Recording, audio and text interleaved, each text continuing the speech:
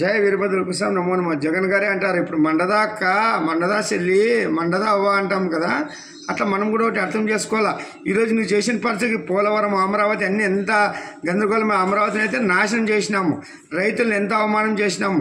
32,000 ఎకరాలు ఎవరిస్తారని ఈ కాలంలోన అటువంటి డెవలప్ చేయకుండా వాళ్ళని అవమానం చేస్తూ వాళ్ళు రకరకాల విమర్శలు చేసి బాధలు పెట్టినాము. వాళ్ళ ఉసురికే నీ పదవి పోయింది. ఇవన్నీ ఆలోచించాలి మనము.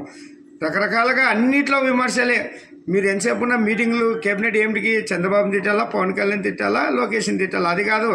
ఆంధ్రప్రదేశ్కి ఎట్లా తీసుకుపోవాలా, ఎట్లా ముందుకు తీసుకుపోవాలా, ఎట్లా డెవలప్ చేయాలా, ఎట్లా పరిశ్రమలు తేవాలా, ఎట్లా ఇది చేయాలని అలా. కానీ ఎంతసేపు ఉన్నా వాళ్ళ ఇంట్లో వాళ్ళని ఆడవాళ్ళని తిట్టించుకుంటా ఇదే.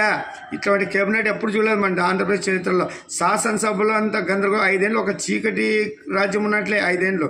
అందుకే మన ఆయన వీరభద్ర వచ్చినాడు, కూటమికి అఖండ విజయం వహించి పొద్దు వీరభద్ర వీరభోగ వసంతరాలే వచ్చి